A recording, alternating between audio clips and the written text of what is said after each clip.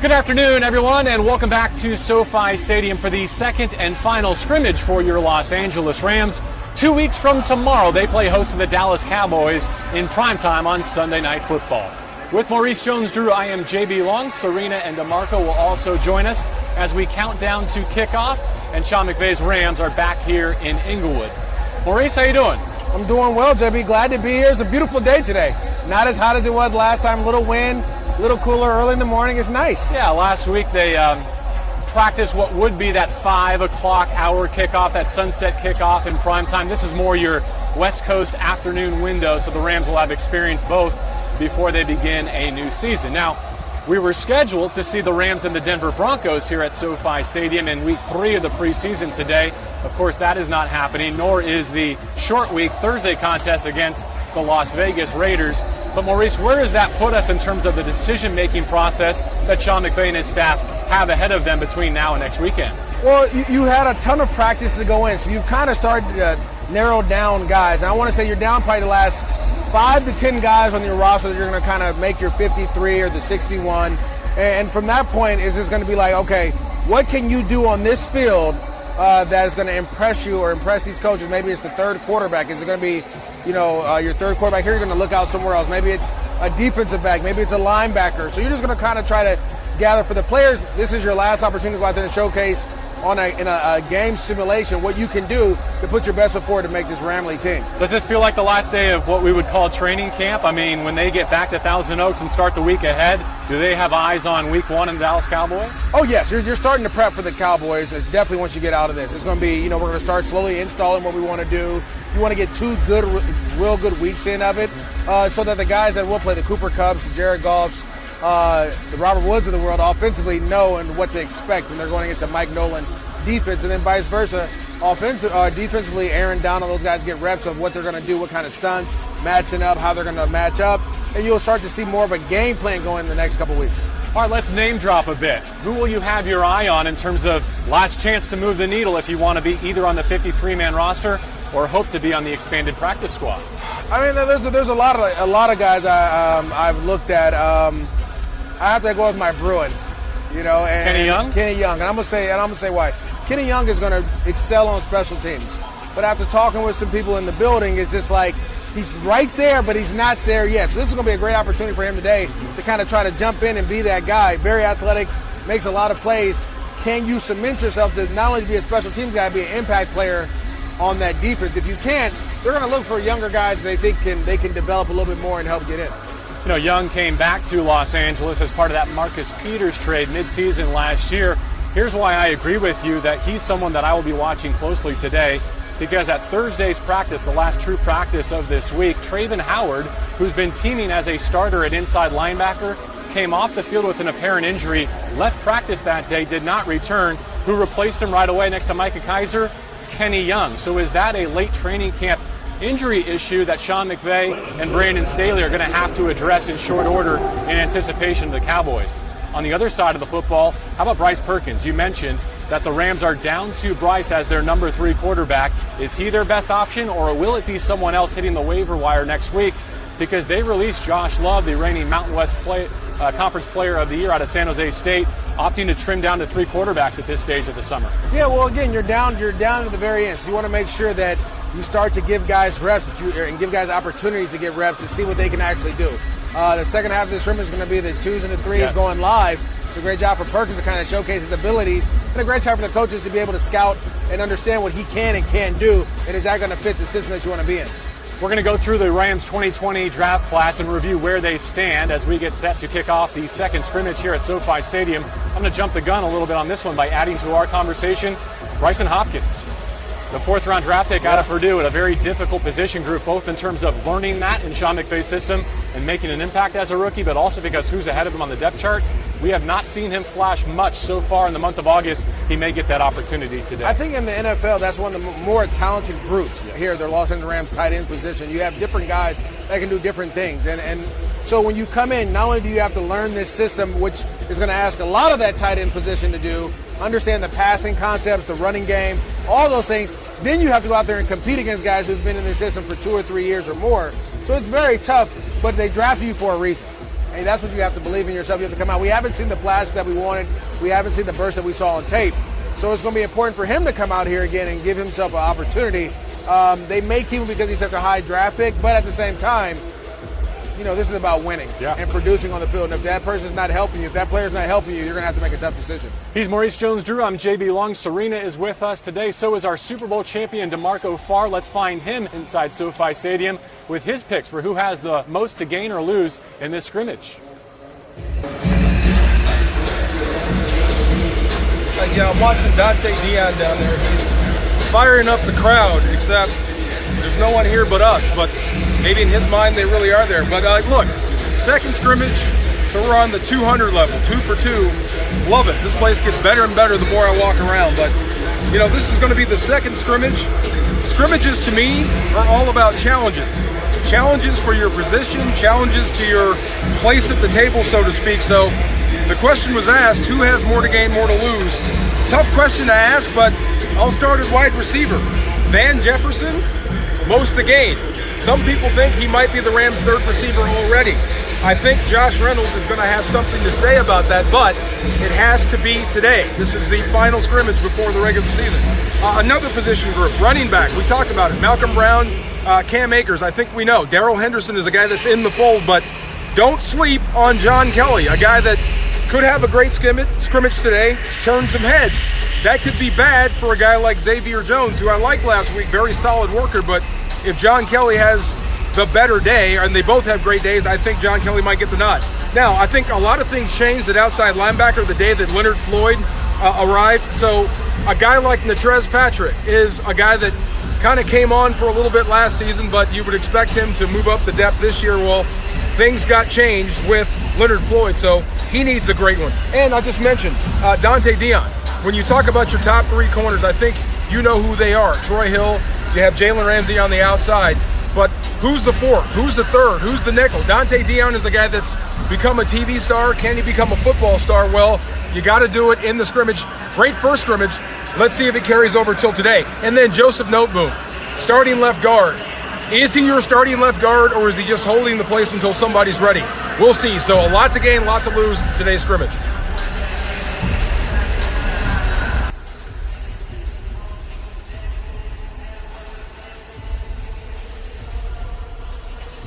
All right, thanks to Marco, and we'll get more from DFAR in just a moment when we ask him to evaluate the defensive members of the Rams' 2020 draft class. Back with MJD, JB Long.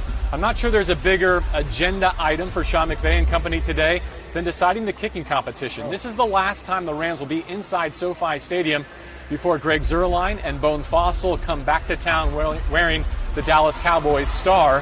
What do you think? Is Lirim Hajrullahu one good day away from clinching this thing? Well, I think the way he showcases out here is going to be huge, because you're already the leader in the clubhouse right now. But you can't feel that type of pressure. You got to be able to go out there and just kick and do your game.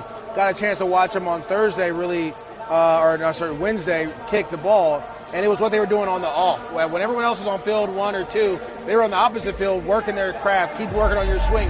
It's all about that motion. If you can keep that motion consistent, the ball will go where it needs to be. But again, you got to be able to do that under pressure. Today they're going to try to do that with some live field goal, which is going to be nice to see. So hopefully you can kind of decide today, and it doesn't have to go until Wednesday or Thursday this week before you make cuts and figure out who it is. Not just live refs, but they're also going to crank the noise here inside SoFi Stadium when they do have those kicking competitions. Try and rattle the nerves a little bit, see who's up to the test. Lirim is the oldest member of this kicking competition. Austin McGinnis and Sam Sloman also in the mix. How would you weight the value of the kicks inside this facility, though? You talked about the competition up in Thousand Oaks at CLU, but if the results are here and proven in Inglewood, aren't those worth more? Oh, yeah. To me, they are. Again, a lot of coaches believe how you practice, how you play, but I certainly believe there's certain times you have gamers, and that can be in any position. And the kicker position, you need a gamer. You need a guy when the gamer's on the line to not have that rattledness or that look in his eyes and go out there and be able to make those kicks. And it is important because the surface in Thousand Oaks is grass, different than this turf here. So hopefully you get a better feel for who your kicker will be after today. He does have Jake McQuaid and Johnny Hecker, part of that field goal snapping and holding unit, Pro Bowlers across the board. All right, a lot still to come before the Rams take the field to begin their second scrimmage, including a fan giveaway. We've got an awesome prize from SoFi Stadium, so stick around. But before then, let's check in with Serena, who's going to take us around the stadium for one of its more unique features. Serena? Hey guys, I'm here on the 6th floor, and I get it. While most of the action is taking place on the field, it is so hard not to look up. And not just because of the massive video board, but because of the behemoth structure that the video board is suspended by, the roof, which is actually made of ethylene tetrafluoroethylene, ETFE. It's basically a lightweight version of glass, right? And when I say lightweight, that's all relative to SoFi Stadium, because each of these 302 panels that make up the entire roof, each one weighs between 30,000 and 70,000 pounds. So it's completely all relative to SoFi Stadium. The best part about the roof is that the material is 35% transparent. So it's letting in all the sunshine and keeping it out all the heat. But I know things are heating up down by you guys on the field, so I will toss it back to you now.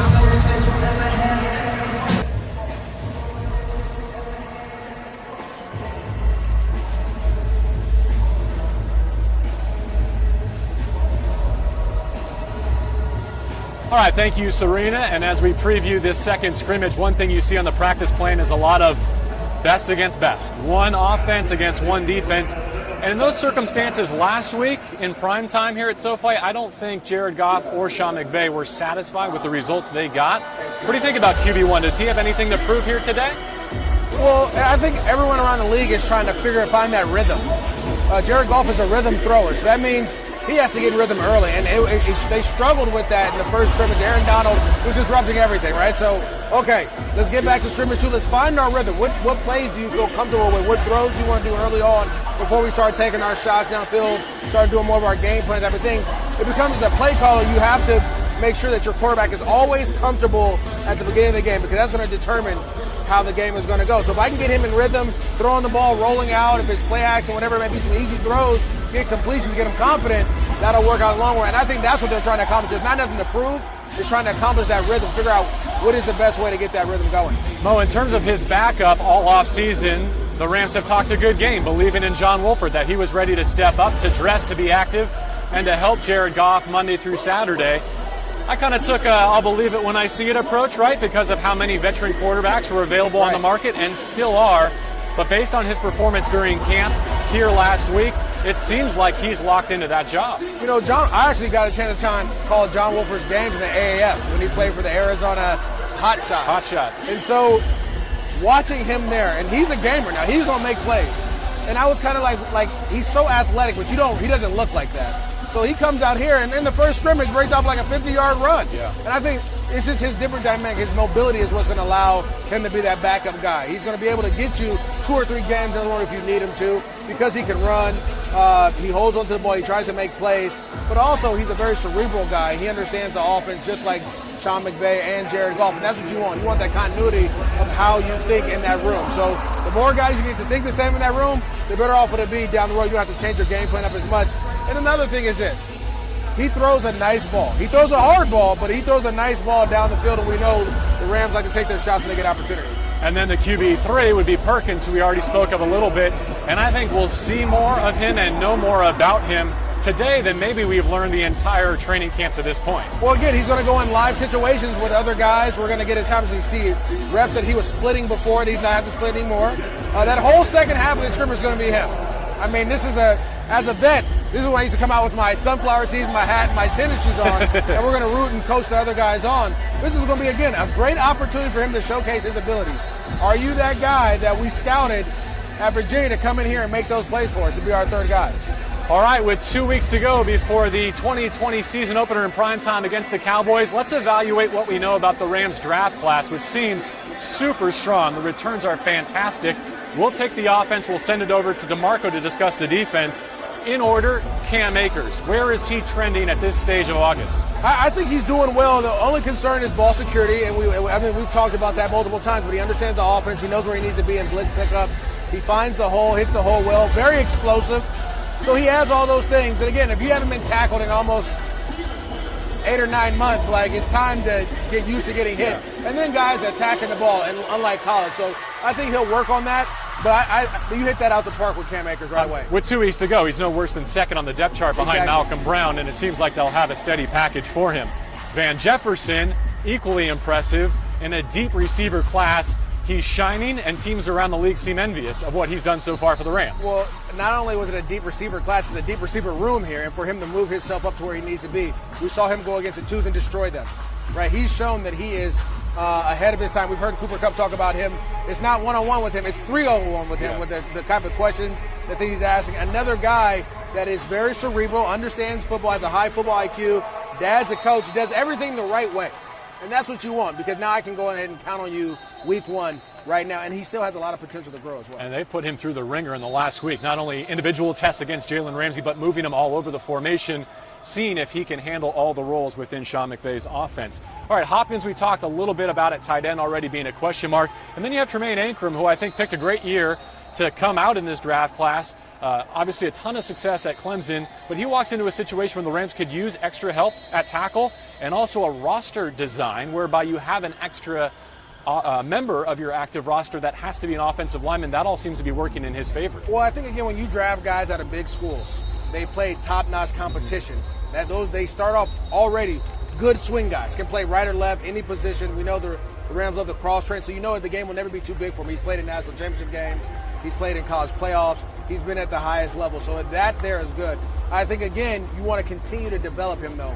He's going to come in, he'll be a swing guy, but you have to continue to develop him, because eventually Whitworth's not going to be able to play. You're going to have to look for someone, either no boot or someone, to jump to that position and make an impact. All right, so those are the offensive members of the Rams class of 2020. For a defensive breakdown, here's DeMarco Farr once again. You know, I'm just looking at these defensive rookies right now. Man, do I like the way Terrell Lewis looks. You know, I think all these guys really have a chance to play this year. The 2 safeties, we've done a lot of talking about them, Burgess and Fuller. I think if something happens, something already happened to Taylor Rapp. They had to step in. You're getting to see a lot of them. So there's a lot of trust, a lot of experience they're gaining. So, yeah, between Lewis, Burgess, and Fuller, I think they play. And Clay Johnson is a guy, I mean, look, how can you not fall in love with him on Hard Knocks? And when you watch him, he's got energy. So I think he'll have a chance to knock on the door of special teams or getting on the roster outright. But that sort of enthusiasm is infectious. But I think all these guys, really, 2 backers and 2 safeties, have a chance to play this season.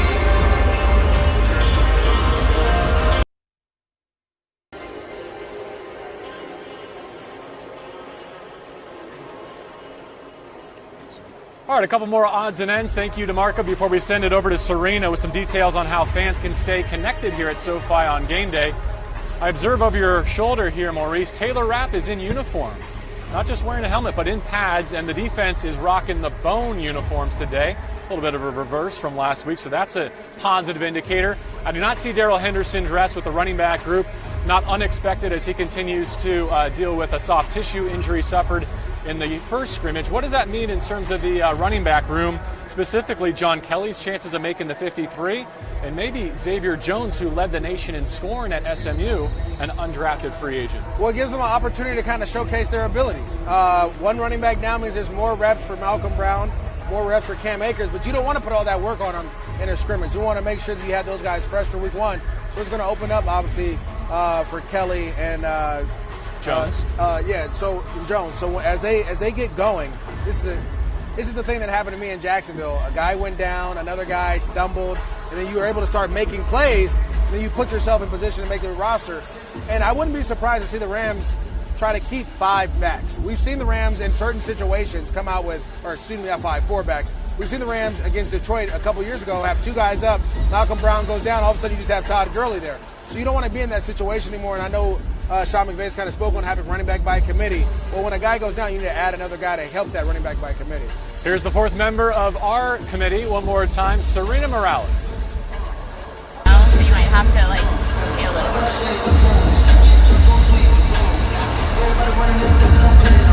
Hey guys, alright, so we get it. September 13th is probably the next time we're going to see all of you, and the Rams are doing everything possible to make sure that we bring you game day and you feel as close to it as possible. I'm currently in the end zone just to see where I am. But if you guys are interested,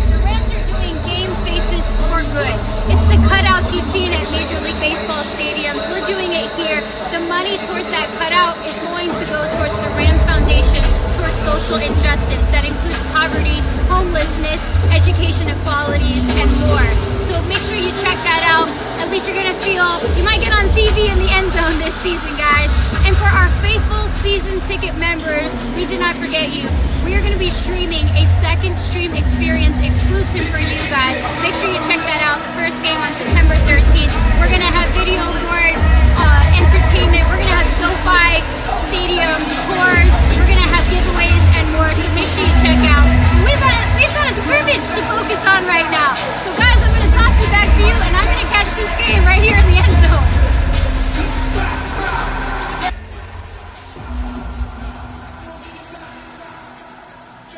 All right, thank you very much, Serena. Enjoy the scrimmage, and to our audience, as much as we enjoy previewing, we love to recap the scrimmage just like we did last week. So be sure to be with us later this afternoon. We'll give you as many details as we can write down and remember from the Rams' second scrimmage here at SoFi Stadium. One thing we haven't talked about is the pure logistics of what Sean McVay, his coaching staff, and his players went through in the last 24, 48 hours to make sure they're as comfortable as possible when they play host to the Dallas Cowboys on Sunday night, September the 13th. That included going to the team hotel. That included letting some of the veterans drive their own cars to the stadium, figure out where they're going to park, the cadence pregame that they want to get into. How important is that, Maurice, to today's activities? That may be the most important thing. And it's funny because I remember when I left Jackson, I went to Oakland, and I didn't know how to get to the stadium. And I'm a creature of habit. Like, I have to be at the stadium at a certain time, 3 or 4 hours beforehand. I have to do certain things, and I couldn't do it. I felt rushed in that first game. It was kind of like, what am I doing? And so you want to make sure that your coaches are comfortable, your players are comfortable, your staff is comfortable, that when the guys are going certain places, how they get here, what's the best route, all those things, because you want to eliminate as much distraction as possible. I've seen teams where their star player gets distracted and just has a bad day, right? And so you don't want that. You want guys to come out here, feel free, flow, clarity, and play. And this is one of the most important things. Something that this will affect this more than anything is being comfortable getting here.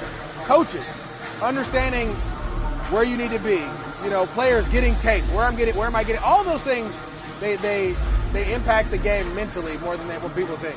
One thing they don't have to worry about, at least not initially, friends and family and ticket requests. We found that out officially from the Rams this week, that they will host the Cowboys and play into the month of September. Unfortunately, without members of the Rams house here to support them.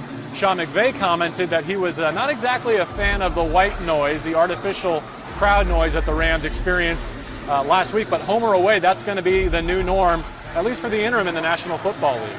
Yeah, it may be. I think, again, that the league is trying to make it where the playing field is level. I mean, obviously, some stadiums are going to have fans, others aren't. That's just kind of part of it. But you know what?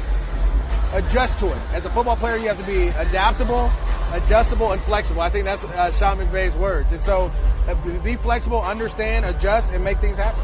All right, we promised one more great giveaway from SoFi Stadium as the Rams wind down training camp and turn their attention to the Dallas Cowboys. And Jack Woodard is our viewer and our winner today, so congratulations, Jack. We look forward to bringing you a new Rams helmet. We'll connect with you and make sure we get that sent your way. All right, thank you, Maurice Jones-Drew. Thank you to Marco Farr and Serena Morales.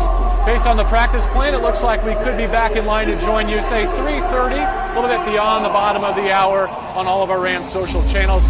We look forward to recapping the second scrimmage for Sean McVay and the Rams from this spectacular SoFi Stadium in Inglewood. Until then, enjoy the rest of your afternoon.